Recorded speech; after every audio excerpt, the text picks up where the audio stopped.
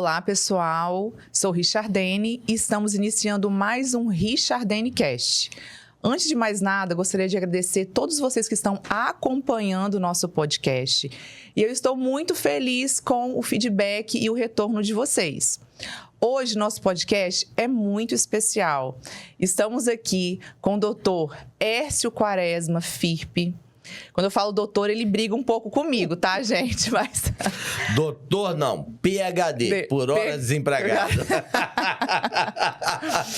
Que é um advogado referência na área criminal, presidente das prerrogativas da OAB de Minas Gerais. E eu tenho certeza que a nossa conversa aqui vai ser bem interessante, não é, doutor? Seja muito bem-vindo. Excelência, obrigado pelo convite. É um privilégio estar compartilhando um cadinho dos nossos 34 anos de janela. 34 anos, doutor? Ah, vocês não tinham nascido, a gente já fazia essas traquinagens. Já tinha nascido, doutor, já tinha nascido. Nós já fazíamos essas traquinagens na advocacia criminal. Se tiver respirando em junho completo, o vidro idoso, sexagenário, eu estou preparando um cartãozinho do idoso para poder parar em lugares, né, reservados à terceira idade. 34 anos de advocacia criminal, 3 anos como detetive da Polícia Civil e estamos caminhando aí já para a última etapa da existência terrena. Um grande palestrante, né, doutor? Não, talvez são... o pessoal fala assim, é o melhor advogado criminal do Brasil, você é o melhor... Não, eu sou o maior palestrante, o maior advogado criminal do Brasil, eu peso 8 arrobas.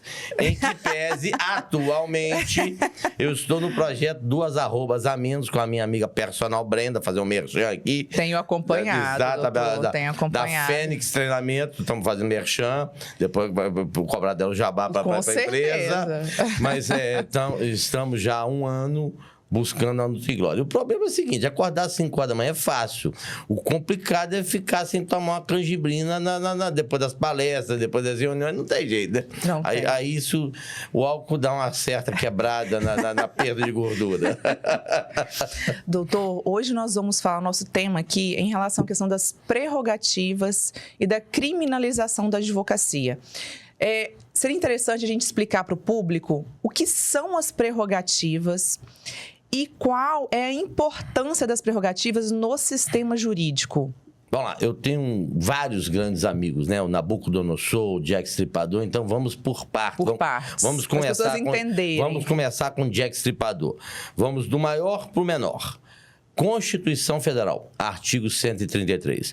O advogado é indispensável. Estou soletrando para não ter problema de percepção. Aquele sistema jurídico ou o sistema jurídico não funciona sem a presença do advogado. Então, começando da lei maior, o processo criminal você pode ter uma defensoria pública, ok, mas quando o cidadão é patrocinado por um advogado exercendo seu munus de forma particular, seu ministério, né? O que ocorre? Nós somos indispensáveis. Segundo, nós temos... E o Supremo está lá com um probleminha de percepção, a gente fica meio triste, né? Sim, temos acompanhado. Estatuto e regimento. Não é estatuto, é lei federal. Lei federal. Nós adjetivamos, eu fico preocupado com esse negócio de adjetivação, porque o Homo sapiens conseguiu se rotular, adjetivar como ser humano e animal racional. Você tem um livro sobre o caso Samarco, dizer que aquelas pessoas são, aspas, animais racionais, aspas, seres humanos, colocando um refeitório debaixo de uma represa, né? É um negócio assim um tanto quanto... surreal. Inexplicável. Padece das faculdades mentais essa criatura ou essas criaturas. Então, rotular como ser humano e animal racional é uma coisa meio complicada. Aí você pega ministros do Supremo Tribunal Federal, que não pode falar Celso Petróleo, senão vira Kama Sutra na linguagem, na percepção do ministro Barroso. Então, você tem lá uma lei federal e um regimento interno. Óbvio que na cadeia alimentar, primeiro vem a Carta da República. Depois você tem a legislação, depois os regimentos, portaria, o diabo que o valha. Então, nós somos indispensáveis à administração da justiça. O que é prerrogativa? Bem, inamovibilidade, complicado de falar, até para engasgar. Irredutibilidade de vencimento. São prerrogativas do servidor público, do magistrado, leis porque é um servidor público, do representante do Ministério Público. Então, são 2 prerrogativas. A Lei 8.906/94, que é o Estatuto da Advocacia, adjetivado por nós igual ser humano e animal racional, é uma lei federal. Então vamos esquecer esse estatuto. É uma lei federal. Ela preconiza alguns direitos.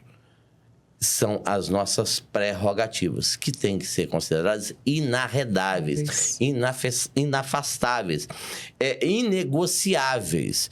Quem somos nós? O que é advogar? É chamar para si o problema alheio.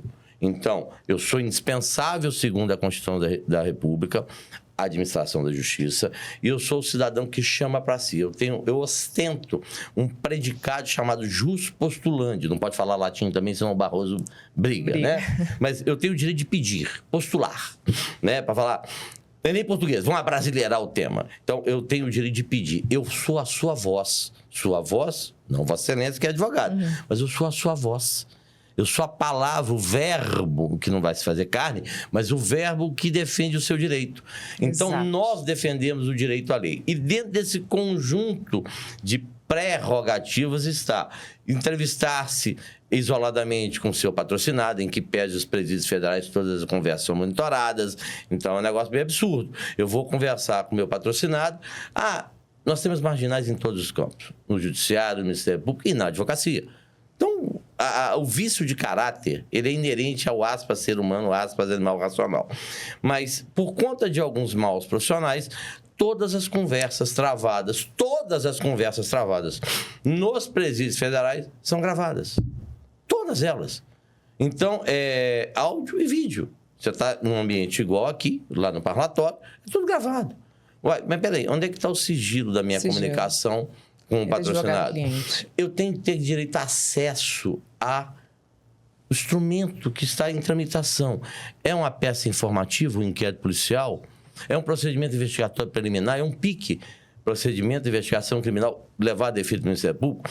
Então, se você é alvo de um procedimento investigatório, você não tem jus postulante, eu vou lá em seu nome, com fulcro na súmula 14 do STF, que fala que eu tenho direito a acesso a tudo, eu posso ter e contemplar. Por quê? Quando eu vou me defender de algo, ou quando eu estou sendo objeto de uma investigação, eu tenho que saber do que você está me acusando.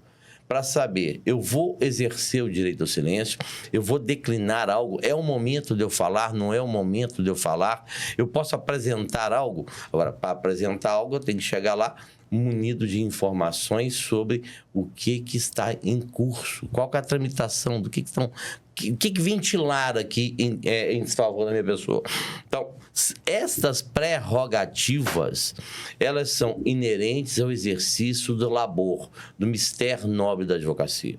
E, lamentavelmente, já de algum tempo, seja do magistrado do mais longínquo rincão até as altas casas, seja do judiciário, leia-se Supremo Tribunal Federal, seja do Congresso Nacional, Câmara e Senado. CPI. O que é a CPI? Comissão Parlamentar de Inquérito. Aí eu ouço um deputado, eu ouço um senador falar: não, o regimento interno não permite que se tome a palavra pela ordem. Uma das minhas prerrogativas é tomar a palavra pela ordem. O que é isso? Olha, algo tem que ser anotado neste momento, sob pena de preclusão. Vossa Excelência está com excesso nesse ponto. Vossa Excelência não pode portar-se desta maneira. Então, isso são algumas das nossas prerrogativas. Que, infelizmente, alguns pensam que são favores. Não são favores. O advogado criminalista, né, cogitou-se aqui no off sobre a criminalização da advocacia, até a hora que você toma 3 lapadas, 3 canjibrinas, pega o seu carro e atravessa uma faixa de pedestre e colhe uma velhinha octogenária e manda ela encontrar São Pedro, porque ela não vai encontrar Satanás, né? Se bem que advogado acho que vai tudo para o inferno, pelo menos na visão de alguns magistrados mesmo do Ministério Público. Então, a partir do momento que acontece uma tragédia na sua vida, você não vai procurar o seu personal training, seu personal styling, você não vai procurar o seu arquiteto, o seu decorador, né? Tampouco o médico, você vai procurar o advogado criminalista. Por quê? Porque você vai levar pelo lombo afora uma imputação feita por um órgão ministerial de dolo eventual. um homicídio com dolo eventual, e às vezes até com qualificadora, que leva a pena de 6 para 20, de 12 a 30. Altera o patamar. E que o cumprimento da pena se dá num patamar, numa escala maior para a progressão de regime. Aí, doutora, a senhora vai querer saber do raio do advogado. Vai querer que seu advogado tenha acesso à cópia da peça informativa. Vai querer que seu advogado tenha direito ao contato pessoal com você. Porque às vezes tem alguma coisa que você precisa contar que tem que ser um filtro de passagem, né, daquela informação até aportar os autos, com a advogada ou com o advogado que estiver representando. Isso é que é imprescindível que vossas excelências... Quem deveria entender isso, prima facie, você não pode falar latim, senão o ministro Barroso reclama, é o Supremo, STJ e as cortes, né, estaduais, seja TRF, seja os tribunais de justiça e os magistrados. Aquele tripé, juiz, promotor, defesa, ele tem que ser entendido como... nós tivemos um ministro na época do Collor, o Antônio Rogério Magri, que ele lançou um verbete que não existe, imexível. Né? Esse direito é imexível. Então, plagiando, apesar da lembrança não ser muito boa, o Ministério de Collor, prerrogativa é imexível. Você não pode tocar naquilo ali, porque é a sua garantia como cidadã de que há um Estado democrático de direito onde a lei é feita e a lei é cumprida. O filtro que tem que ser feito, ele tem que ser avaliado e passar pela figura do advogado, que vai também, deveria ser o juiz, deveria ser o custos legis, que é o promotor de justiça, e o advogado. Por quê? Infalível, só Deus. Os seres, aspas, humanos, animais racionais, eles são falíveis. Então, dentro do ordenamento jurídico pátrio, você tem não só o magistrado que teria que velar pela aplicação correta do ordenamento jurídico, e o Ministério Público, além de órgão acusador, é fiscal da lei, mas ali emerge uma figura indispensável, segundo a Constituição. Pegue lá, pega a Carta da República. Você não vai ver médico, você não vai ver engenheiro, você não vai ver o padeiro, você não vai ver a costureira. Você vai contemplar, excetuando carreiras de Estado, juiz, promotor, desembargador, ministro, político, representação diplomática, você só vai ver uma profissão lá, só a nossa. Vossa Excelência é indispensável, eu sou indispensável. Então, esse contexto tem que ser percebido pela sociedade. Você é advogado de bandido! Mas quem falou que o cara é bandido? Nós estamos cansados de ver, de contemplar situações em que pessoas suportam encarceramento, às vezes no corredor da morte, isso lá no patrão, lá nos Estados Unidos, que depois de anos a fio no corredor da morte... Você imagina, você está encarcerado, sendo inocente, vendo o limiar, o epílogo da sua existência terrena se avizinhar com a sentença capital. E depois se prova inocência. É isso que a sociedade tem que entender. Qualquer um de nós pode ser alvo de um processo criminal. Qualquer um. Justa ou injustamente. Em data recente, nós verificamos, eu não lembro o número exato, mas vou ali, uns 30 processos criminais contra um indivíduo que foi reconhecido através de uma foto do Facebook. O STJ trancou, encerrou todos esses procedimentos por causa de vício no reconhecimento. Artigo 226 do Código de Processo Penal. Ele disciplina a forma com que alguém é submetido a reconhecimento.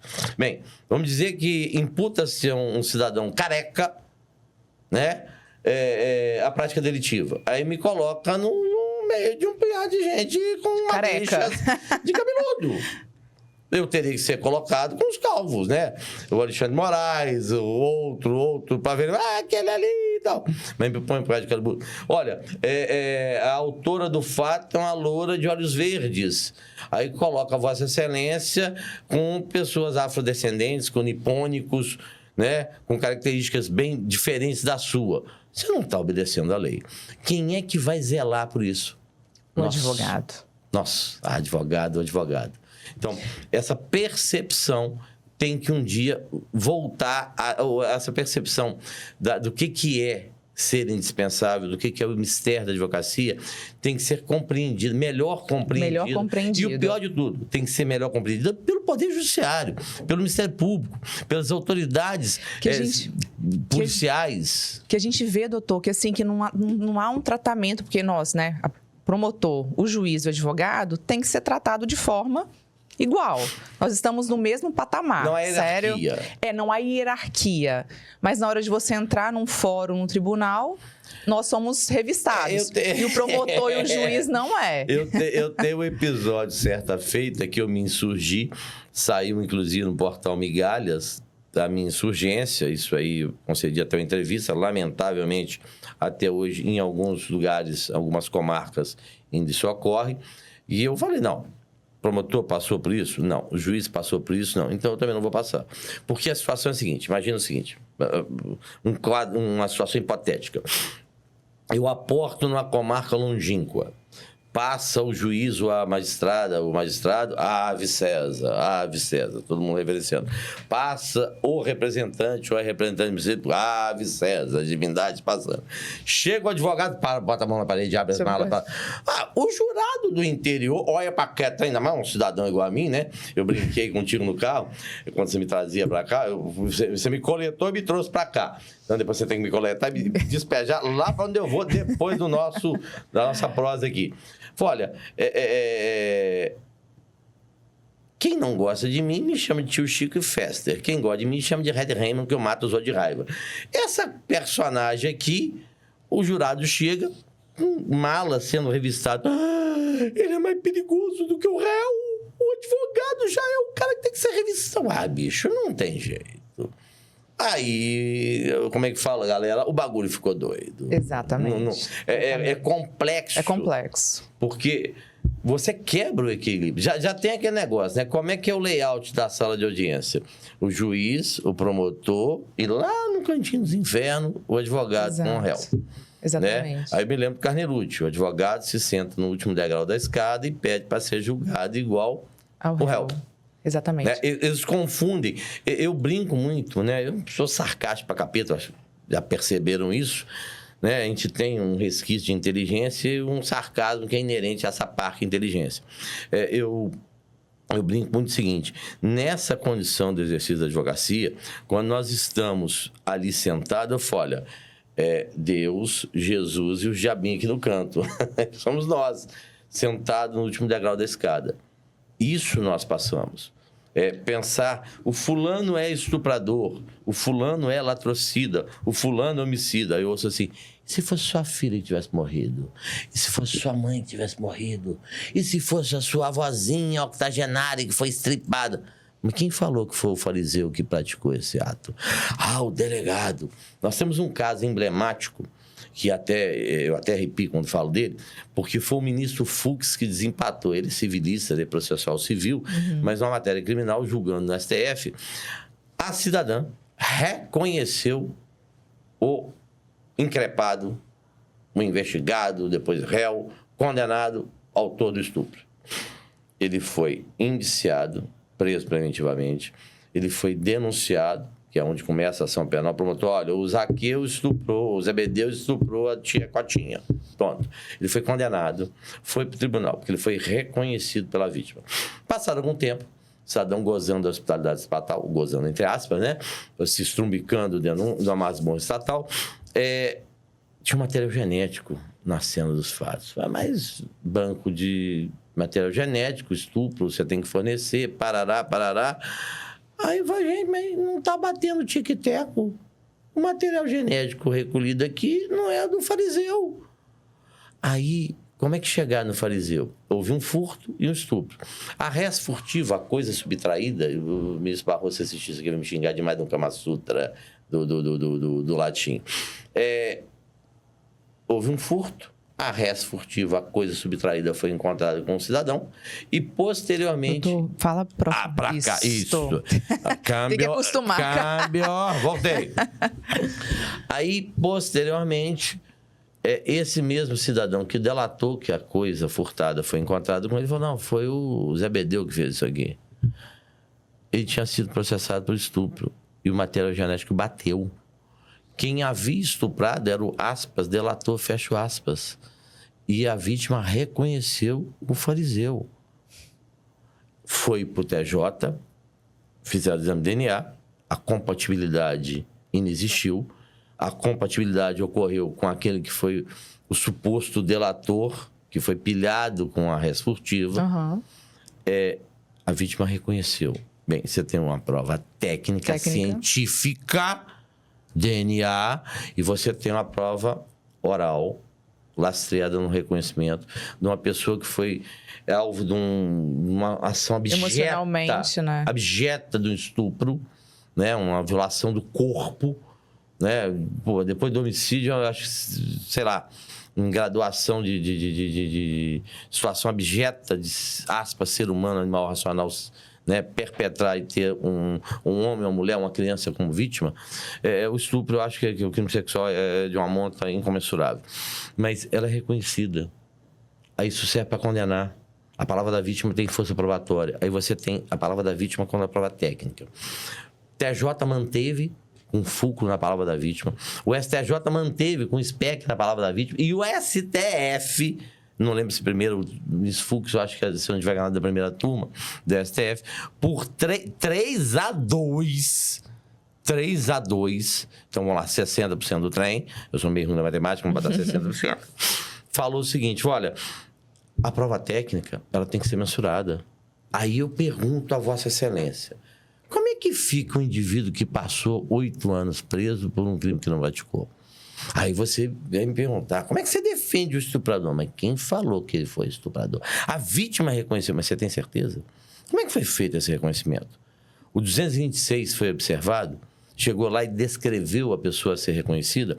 Esta pessoa a ser reconhecida foi colocada com pessoas de características físicas semelhantes.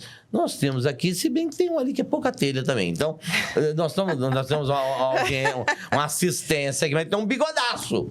Né? O colega que está ali tem um bigodão, eu não tenho, suíças não tem bigode, mas coloca para ser reconhecido. Um cara com bigode vai ser reconhecido sem bigode. Me coloca do lado dele, não, ele tem bigode, é o Quaresma. Quem fez a parada foi o Quaresma. Então, o garante daquilo que deveria ser observado pelo magistrado, pelo custos legis, Ministério Público, sou eu. É tu que vai chegar lá e vai levar efeito para quê? Indispensável administração da justiça. Somos nós. Desculpa, eu falo igual pobre na chuva. Nós não temos ideia, percepção do poder que nós carregamos com a nossa inscrição na OAB. Você não consegue mensurar o que é. A sociedade não consegue mensurar. O cidadão pode... num procedimento investigatório, ser preso temporariamente, convertido à prisão em preventiva, ser alvo de uma acusação formal, uma denúncia, ser pronunciado para ser levado a júri. O tribunal mantém aquela pronúncia e vai para o julgamento.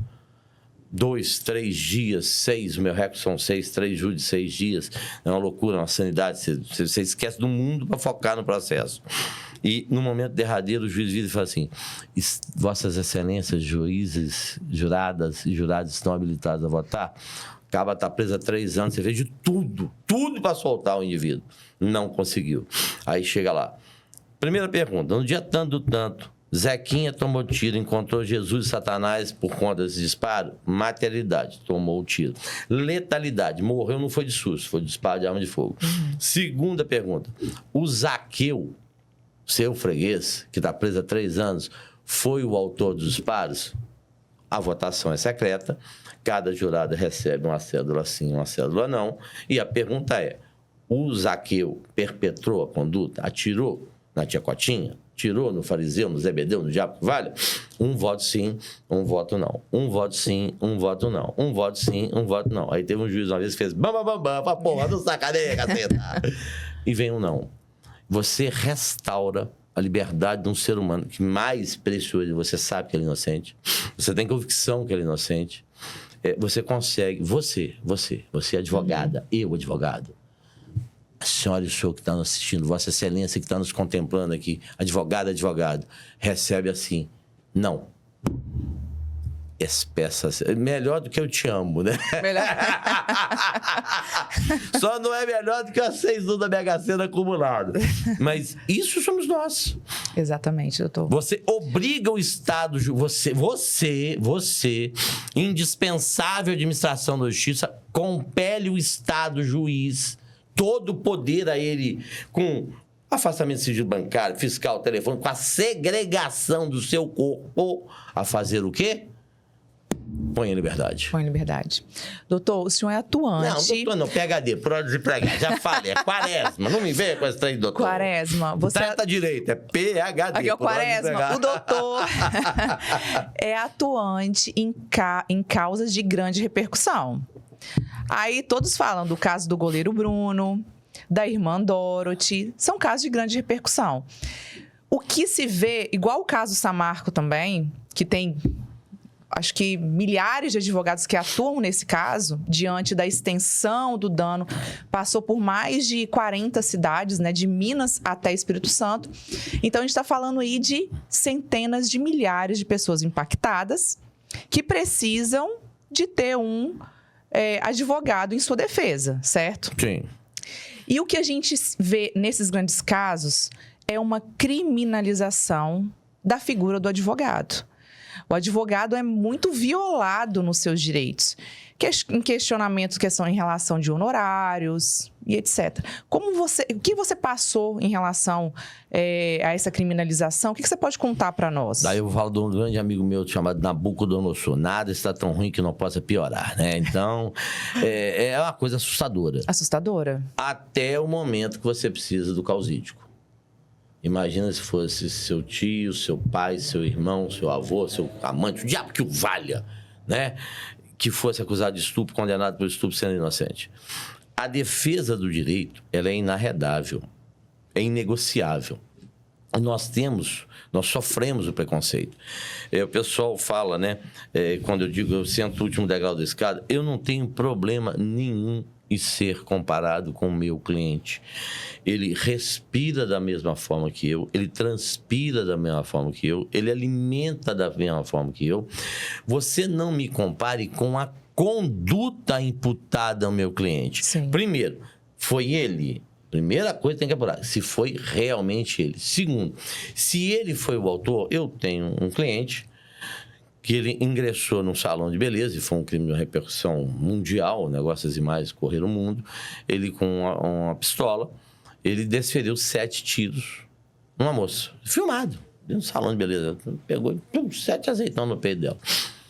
Como é que você defende um cara desse? Ele confesso. Você não vai falar que foi a possessão demoníaca, você não vai falar que foi o clone, você não vai falar que é o irmão gêmeo dele. Foi ele. Então, você tem uma conduta típica antijurídica culpável, um crime. Doutrinariamente é típico, está lá na lei, antijurídico. Por que antijurídico? Porque a lei proíbe. Aí tem o seguinte, eu posso ter uma conduta típica e excludente? Pode. Eu estou para estuprá-la, chega alguém aqui, dá um tiro na minha cabeça. Legítima defesa de terceiro. Eu estou tentando matá-la, vem alguém aqui e me mata. Legítima defesa de terceiro. Você me mata numa empreitada para te matar. Legítima defesa própria. Então, você tem excludente. E o cara tem que ter sanidade, discernimento para poder ser punido. O comportamento dele é que está em julgamento. Não é a figura dele. É a conduta. Você pode estar defendendo Lúcifer, Satanás de botas, Exu Balabá do capeta que o valha, o diabo que o caceta, o santo pior do mundo. Ele tem direito de defesa. E essa defesa é exercida por nós. Isso que tem que ser compreendido. Essa questão que, lamentavelmente, foge ao espectro de percepção da sociedade no geral. Como é que você recebe o bicho? O cara tem direito para condenar. Eu sempre faço as minhas inquirições quando coloca-se lá pai, mãe, algum parente da vítima que não viu absolutamente nada, coloca-se lá a testemunha, esse personagem ascendente, descendente, colateral, para chorar no plenário, para chorar na IJ, para comover. Eu sempre falo, notadamente do plenário, para condenar ou absolver, precisa de mim. Precisa do advogado. Se eu não estiver aqui, é nulo. Eu fiquei perplexo quando assisti. Tem umas coisas, né? Você tem bons profissionais, tem maus profissionais. o Supremo tem dado razão a críticas incomensuráveis, né? O ministro Moraes parece, de vez em quando, que ele acha que é o Deus Sol, né? O Estado sou eu, né? O cidadão lá tem umas coisas meio assustadoras. Ele, outro dia, os advogados, lamentavelmente, esqueceram de fazer a defesa e foram lá criticar. E a ministra Carmen Lúcia deu uma resposta que eu achei fantástica. Olha, a democracia tem essa beleza, né? Que Vossa Excelência pode vir na minha casa e descer o cacete de mim. Se Vossa Excelência não tivesse no Estado Democrático de Direito, numa democracia, Vossa Excelência não viria na Corte Suprema do Brasil, do país, descer o cacete em mim. Então, eu estou ouvindo a crítica. Aí veio o ministro Moraes e falou: o réu está indefeso. Ora, pois cá estamos, lembrando lá da minha ascendência lusitana. Isso é para declarar indefeso o réu, determinar que ele constitua ou nomear um advogado para fazer a defesa. Mas não, prosseguiu o julgamento, condenou o caboclo lá 16 anos de cana. Isso não pode acontecer.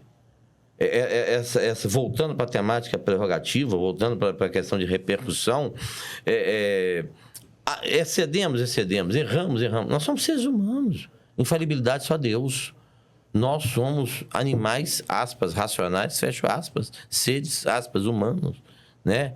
Condutas que são perpetradas. Foi feito, no caso da Samarco, é uma coisa absurda, é um negócio assim, é você privilegiar a pecúnia num egoísmo imenso, que você não ter previsão do previsível, né? Isso que é culpa, é imprevisão do previsível. Então, eu posso imaginar que aquilo vai acontecer.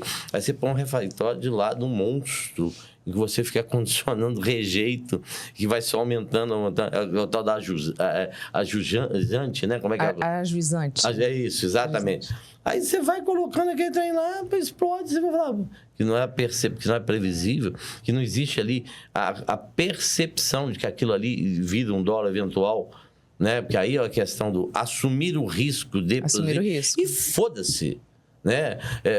Não é bonito falar, mas não. Qual que é a diferença da culpa consciente para o dólar eventual? Na culpa consciente, que é uma linha tênue, né? É diferente. Eu assumo, eu faço, mas não vai acontecer. O dólar eventual, eu assumo e foda-se se acontecer. É mais ou menos o que aconteceu aqui. E aqui eu tenho até, eu acho que uma crítica a fazer. O maior desastre ambiental do Brasil não seria do planeta, não? Do planeta, Então, do vou planeta. usar uma crítica a essa obra, que eu já fui agraciado com ela, fantástica. Então, aqui há um erro. Há um erro. Eu desconheço, dentro do plano terrestre, tirando a hecatombe lá dos dinossauros, com meteorito, né, com meteoro, algo que tenha provocado uma devastação. E, na verdade, 9 anos depois, eu acho que a gente não consegue ainda mensurar os impactos. Porque são impactos contínuos que a gente vai descobrindo. Tem saído laudos comprovando que o rio continua poluído, enfim, que ainda não foi restabelecido. Então, é algo que tem sido contínuo. Mas, doutor, em relação à questão das prerrogativas, o que acontece em relação ao caso Samarco? São, acho que quase 2.000 advogados, ou mais um pouco, que são cadastrados nesse sistema de reparação chamado Novel. Ou seja, tem mais de 2.000 advogados atuando em favor desses atingidos. Mas o que esses advogados sofrem? Questionamento em relação aos honorários, que dizem que não são devidos. Outra questão também, as instituições de justiça pleiteiam pela não obrigatoriedade do advogado ao atingido. Aí você pensa, só nesse Novel já pagou 107 mil pessoas, 107 mil. Tem mais centenas de milhares de pessoas para receber. Como essas 107 mil pessoas iriam aceitar sua indenização via judicial, dar o aceite, sem o advogado? Mas pode ser pelo advogado ou pela defensoria pública. Mas a maioria dos municípios impactados não tem a defensoria. Então, como levar justiça se não for a essas pessoas? Então, assim, é algo que a conta não fecha, entendeu? É aquele negócio. É óbvio, não vou questionar isso. Há aproveitadores? Há. É igual o doutor falou, a figura de a atuação de um contamina o geral. Agora, a mensuração, o que é um dano moral? O que é um dano material? Qual que é a capacidade que eu, cidadão comum, que não tenho, não sou letrado nas ciências jurídicas, né? Sou lá um cidadão ribeirinho, sou um caboclo que não tem tanto acesso a informações. Dano moral é de comer? Me dá sem sal porque eu sou hipertenso. Dano material, olha, eu sou diabético, não pode ter açúcar. Então, eu não sei o que é o alcance dessas palavras. Sim. O significa. Tem um magistrado atualmente, eu acho que é um juiz federal, não sei, eu não me recordo. O cara tá fazendo um sucesso danado na internet. Eu esqueci o nome. Eu acho que ele é... Ele é previdenciário, trabalhista? Previdenciário. Ele faz as perguntas, as pessoas não sabem o significado da língua portuguesa. Elas não conseguem, dada a sua singeleza, dada a sua simplicidade. O que é isso que o senhor está falando, né? O que é de comer? O que eu brinco, me dá sem aula. Então, são questões que alijar o operador de direito, advogado, num processo desse... A gente trabalha com pessoas vulneráveis, de extrema vulnerabilidade. Que já tiveram um dano irrecuperável de patrimônio, de família. De vida, de ofício. Agora, eu não sei, parece que eles pensam que nós estamos ali para complicar, né? Teve uma juíza uma vez, o senhor... como sempre, sendo inconveniente. Eu virei para ele, eu olhei nos olhos, não eram os olhos lindos igual os seus. Ô, doutor, tem uma frase, doutor. Eu até vi um vídeo, doutor. A juíza falou assim, acabou o show? Acabou de dar o show? Show quem dá é artista. Eu só falo comigo. Eu virei... Não, o advogado faz requerimento. Eu virei para esse magistrado e falei, olha, se... Vou fazer o Kama Sutra de novo. Se exercer a ampla defesa é ser inconveniente, o seria de perpétuum. Uai, bicho, eu não tô ali para cumprir tabela. Ser nomeado para defensor dativo, né? Eu estava no fórum uma vez, meu irmão sofreu um acidente, eu ia socorrer, estava de tênis, calça jeans, camiseta, o juiz me interceptou, estou com um problema aqui, uma audiência, o advogado não veio, só pode funcionar como ad hoc. Que foi, excelência? Como é que eu estou aqui? Não, doutor, não tem problema, não. Então vamos lá. Aí cheguei, o que é? Foi uma coisa simples. Falei, tá bom, coisa simples. Eu fui lá no réu, é um latrocínio, a pena mínima é 20 anos. É simples. Aí eu cheguei para licença, deixa eu ver o processo. Era físico na época, né? Você não tinha nascido, tinha uns processos chamados físicos, hoje é tudo digital. Não, é da minha época, doutor. Carregar aquelas malão, nossa senhora. Já que eu trabalhei com processo, são 200 volumes, é um negócio insano. Aí estou eu lá fuçando. Foi, excelência, eu queria que constasse, mas doutor, não estou entendendo. O senhor me trouxe aqui para quê? Para cumprir tabela? Não. O senhor me trouxe aqui para ser advogado. Então, tá aqui, tem uma falta de estimação por causa disso, eu quero que conste na ata. Não, doutor. Falei, você vai constar. Aí o cidadão lá, tal, por excelência. Conversei com o réu aqui, ele falou que tem uma dependência química assim, eu estou querendo instalação de incidente de sanidade dele. Doutor, mas o senhor está complicando? Eu falei, não estou complicando, eu estou advogando. O pessoal pensa que a gente complica, a gente não complica porra nenhuma, a gente exerce um mistério. Eu exerço assim, ó, Constituição Federal. Sou indispensável de administração de justiça. Artigo 5º. Tem lá uns incisinhos que preconizam os direitos e garantias fundamentais do ser, aspas, humano, animal, aspas, racional. Ampla defesa, contraditório e devido processo legal. Eu sou o garante disso aqui. Apesar do 133 estar lá na retaguarda e os fundamentais estarem lá no prólogo, no início da Constituição, mas quem assegura que isso aqui seja respeitado é tu, sou eu. Essa é a nossa função. Esse é o nosso mistério. Doutor, vou aproveitar que o doutor é um professor. Eu sou um palestrante. É um palestrante. Aplaudido, um palestrante aplaudido. Para as pessoas entenderem, porque aqui nós estamos falando não só para os nossos colegas, sim, não só para a área jurídica, mas também para essas pessoas, né, para os atingidos. Para poder entender o que são honorários contratuais e os honorários de destaque, que são determinados pelo juiz. Que há uma confusão em relação a isso. Jack Stripador de novo. Eu tenho uma tabela mínima da OAB, que ela é caríssima para quem não tem dinheiro e extremamente pueril para quem tem grana. Né? Então, a tabela da OAB é uma referência. Que é muito cara para quem não tem dinheiro. Né? Para um salário mínimo de 1.500 conto, você tem um acompanhamento da delegacia lá que dá 2, 3 salários mínimos. Eu não sei porque eu já não olho para ela há muito tempo. A gente tem um patamar de honorário um pouquinho maior, um pouquinho melhor, vai ficando velho e começa a cobrar mais carinho. Ou cobrar o justo pelo que a gente sabe fazer, né? São 34. Perdi o cabelo, ganhei 2 arrobas, estou tentando arrancar uma delas aqui, 2. Então, você tem uma referência ali. Agora, no criminal não tem isso. Você tem um arbitramento de honorário quando você faz dativo. Mas vamos lá.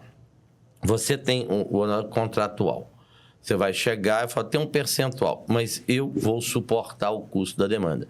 Ao invés, tem perícia, tem isso, tem aquilo, eu vou suportar. Tem deslocamento para cá, para lá e para cá, você não vai pagar, eu vou pagar. Então, ao invés de colocar 20%, eu vou colocar 30%, eu vou colocar 40%. Você explicando, você desenhando isso, deixando isso muito claro. Um acordo entre o cliente e o advogado. Acordar é compor vontades. Olha, deixa eu explicar um negócio. O processo está começando aqui e vai parar no STF em Brasília. Tá? Tem passagem, hospedagem, traslado, alimentação, tem isso. Então, são custos da demanda. Eu vou mensurar com você esse patamar de honorários. Ponto. Hoje tem aquela discussão lá que o Código de Processo Civil fala que o valor não é... Me foge, como eu não sou civilista, é aquela questão do juiz poder arbitrar, mas tem que arbitrar dentro de equidade, não... Eu esqueci agora. Me fugiu isso aqui agora. Você tem um patamar X, tá? Contratual. E da sucumbência, que o povo não sabe o que é sucumbência. Pois é. Aí que o bagulho é mais doido ainda, né? Fora, sucumbência, meu freguês querido, é o honorário que, além daquilo que eu estou combinando com você, que é fruto da nossa ação, eu tenho também, em razão, a parte vencida... do êxito, vai pagar para o advogado da parte vencedora uma sucumbência, um valor sobre aquilo que foi a condenação. Então, o nosso honorário de contrato é este. É por arbitramento, se não estiver enganado. Que está lá um pau do capeta lá. Parece que o STF suspendeu isso, uma decisão do STJ. Eu nem lembro quem foi que o ministro que suspendeu. O Conselho Federal está pulando igual pipoca para tentar reverter esse negócio, porque está na lei. O honorário é de 10 a tantos por cento. Aí você vem e fala, não, é porque a causa é de 500 milhões e eu não posso habitar 20%. Mas não pode o capeta. Se você não está satisfeito com o salário que você recebe, larga esse trem e vai advogar. Eu trabalho num processo que é R$1 bilhão. Eu tenho um honorário de 10% lá de sucumbência a ser pago para mim. Eu não vou pagar por causa de R$1 bilhão. Eu posso receber quando é 100 mil reais. Quando é 10 mil conto, quando é 100 mil conto. Mas olha que a coisa chega ao estratosférico patamar. Aí questiona-se os honorários. Não estou entendendo. Pau que bate em Chico tem que dar em Francisco também. Ou vale pro trem baixinho ou não vale para nada. Doutor, até para você entender em relação à questão do novel. No novel, o juiz determinou o destaque automático do valor de 10% sobre a indenização. Um exemplo. Se o atingido recebe 100 mil...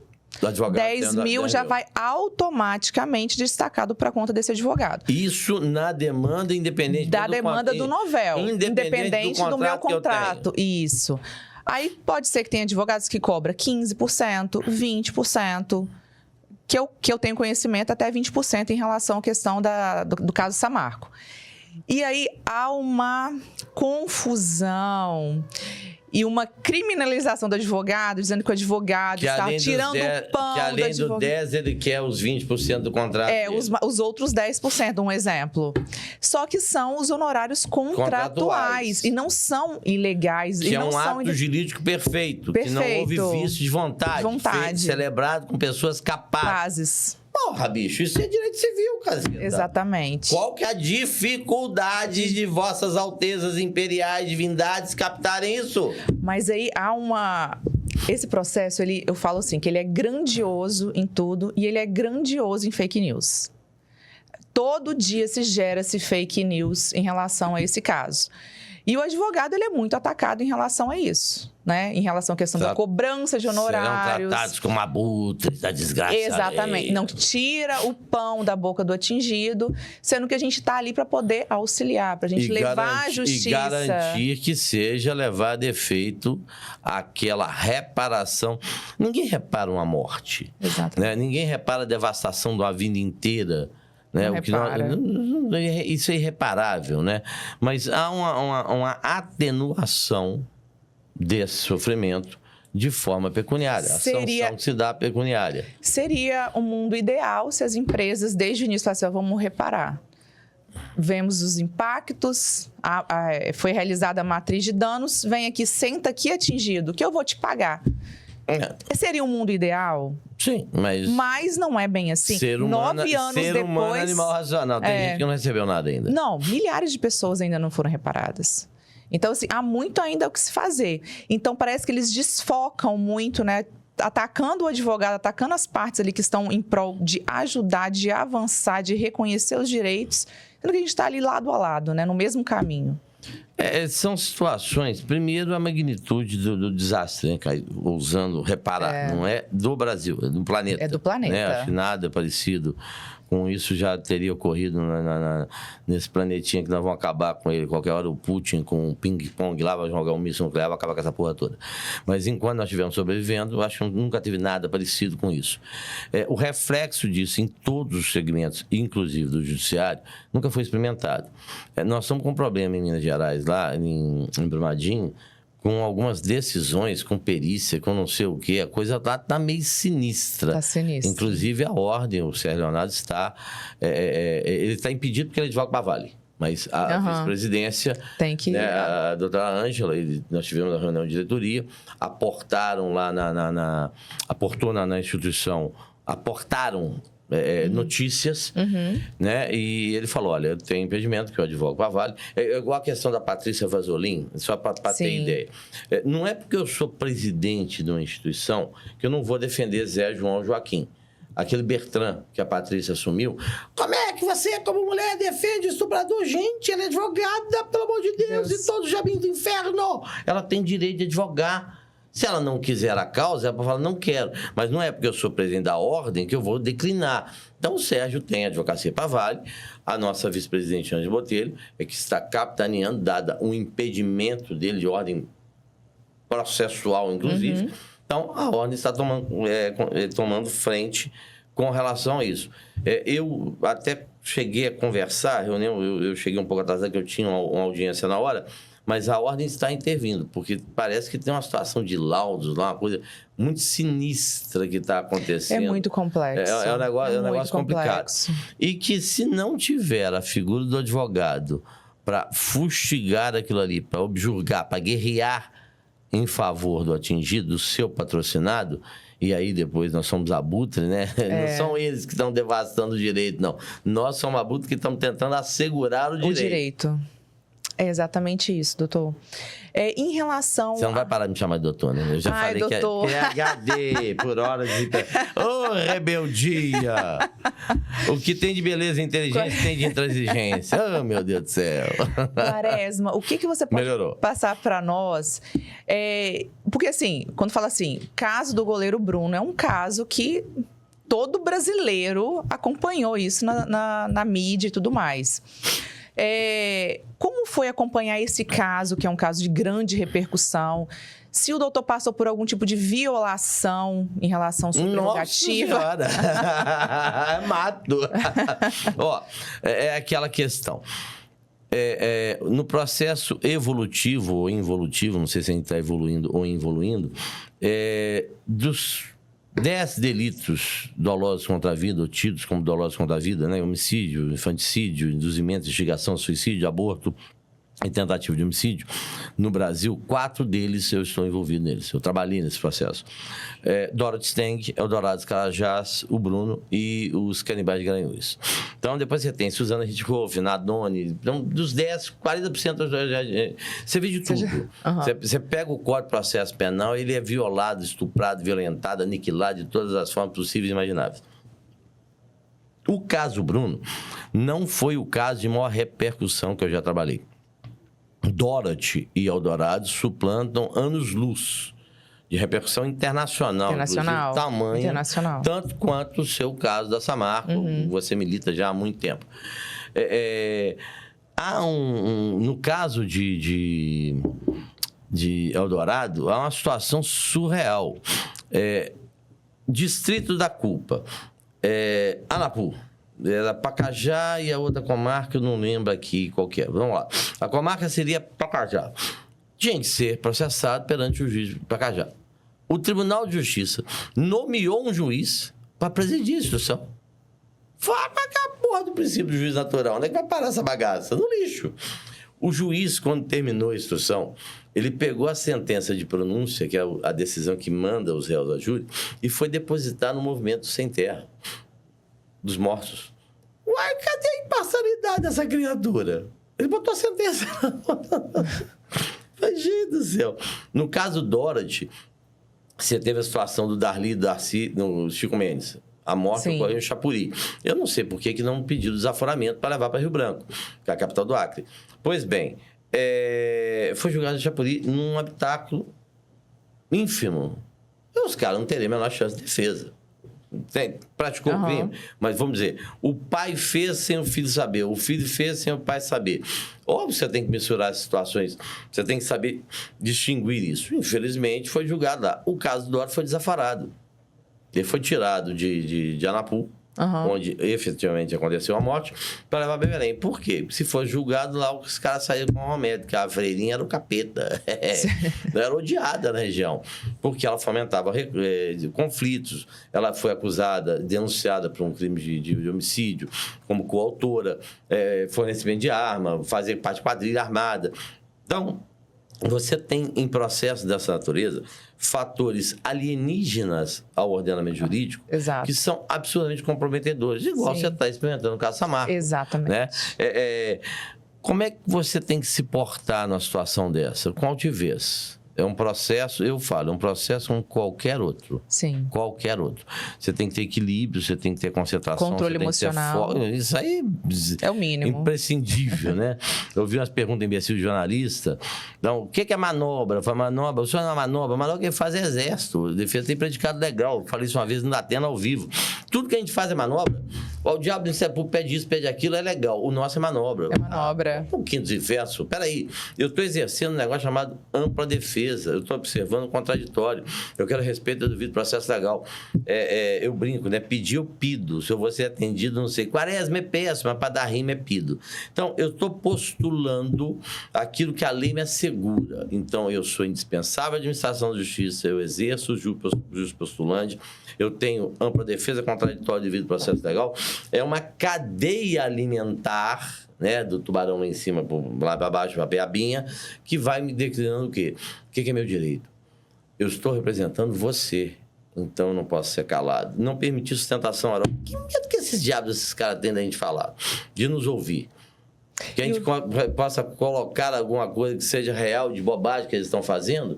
Essas sessões gravadas, elas trouxeram ao conhecimento da sociedade. Esse microfone é perigosíssimo, né? Porque a partir do momento que você põe uma câmera, põe um microfone, tudo que você falou aqui vai reverberar na eternidade. Então, as aberrações perpetradas do procurador, do juiz desembargador, coloca a moça sentada no colo, que dá docinho na boca da serventuária, do outro que ronca, do outro que fala, pô, é a filha da puta.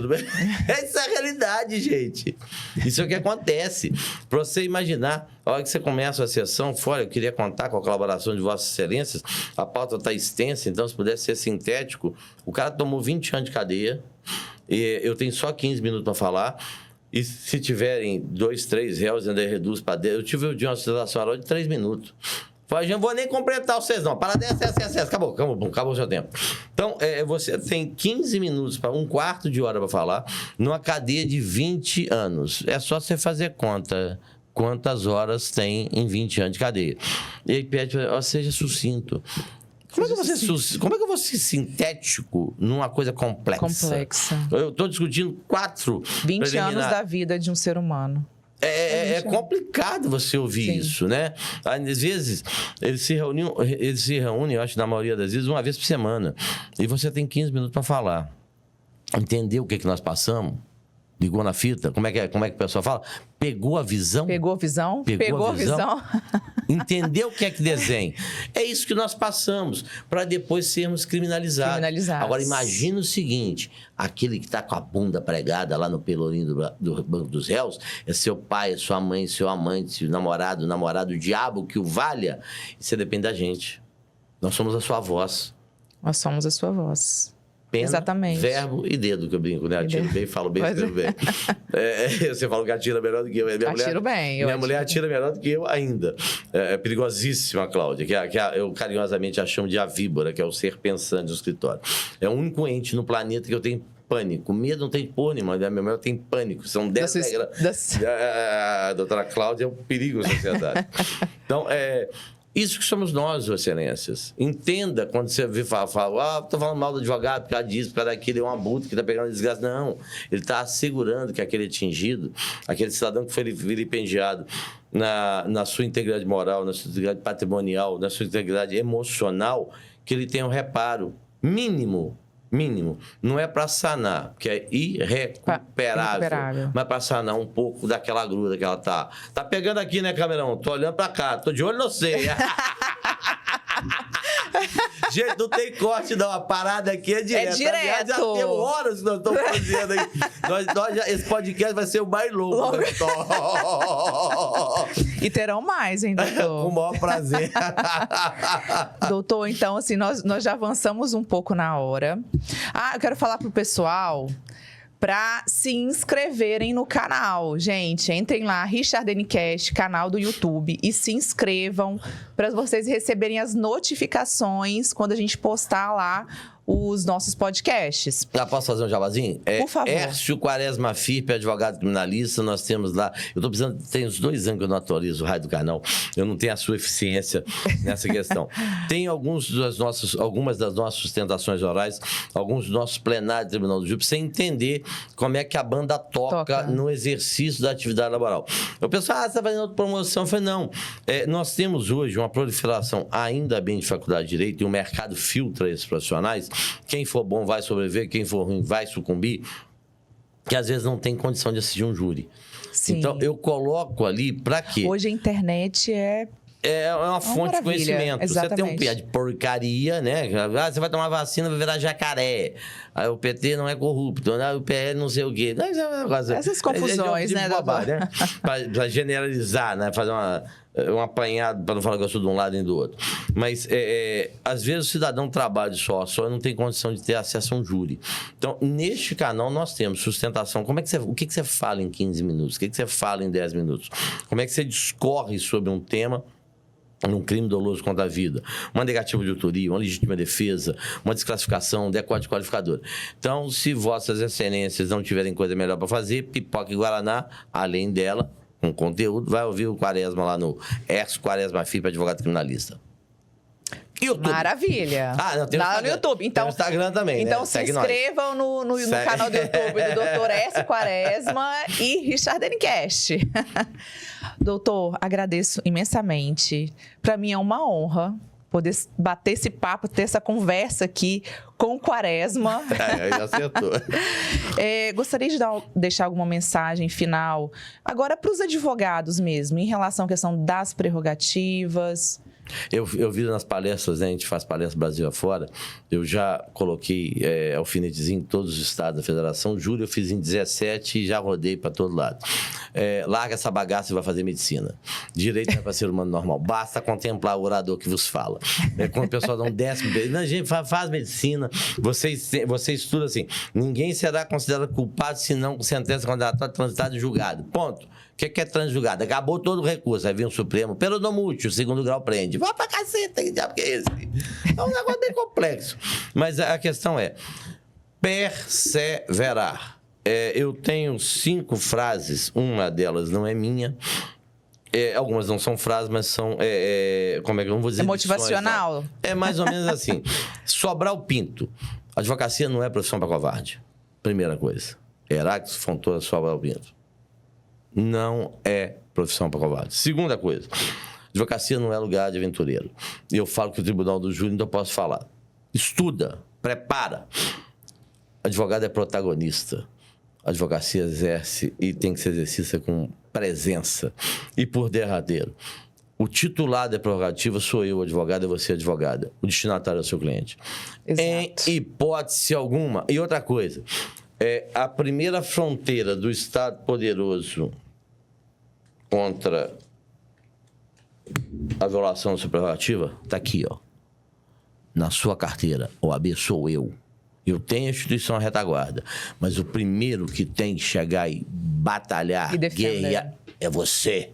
Exatamente. Sou eu. Depois eu busco a minha instituição. Mas o primeiro ponto de impacto é comigo, é com você. Sim. Nós somos a advocacia, nós somos a OAB. Isso tem que ser compreendido por magistrados, promotores, delegados, o diabo que o valha, capeta que o seja. Isso eu falo para a senhora e para o senhor. Jamais, em hipótese alguma, na sua profissão, permita que a sua prerrogativa seja violada. Porque o cidadão que me permitiu comprar essa carteira, comprar esse relógio, vestir, educar o meu filho, pagar a minha casa, a minha comida, o vinho que eu gosto de tomar, os skins também de vez em quando, é aquele cidadão que confiou em mim. Eu não posso me acovardar. Eu não posso ser aventureiro. Eu tenho que ter protagonismo, eu tenho que ter presença. E o destinatário disso tudo é o meu freguês. Adilson Rocha, meu amigo, fala que o cliente é o freguês. Então, é aquele que você representa. Obrigado demais da conta pelo privilégio de ter estado aqui. Beijo. Agradeço demais da conta, sucesso cada vez maior. E esperemos nós, se o ping-pong e o Putin não acabar com a humanidade, lá com aqueles mísseis nucleares dele, que nós tenhamos um pouco mais de sobriedade em causas como essa, no trato com réus, com advogados. O punir é necessário, como ensina Aurílio Lopes Júnior, mas se pune mal, como diz Gilmar Mendes, prende-se descabidamente. Prende-se de uma forma absurda e nós somos a última fronteira do Estado Todo-Poderoso com aquele que está com a bunda pregada do Banco dos Réus. Lembre-se disso, a senhora e o senhor que critica a advocacia. O raio pode cair na cabeça de qualquer um, mesmo sendo inocente. Um beijo do gordo. Saravá. Obrigada, doutor. Eu que agradeço. Agradecemos a todos vocês que nos acompanharam no Richard Cast de hoje. E logo, logo estaremos com mais episódios. Fiquem com Deus. Vamos! Tchau!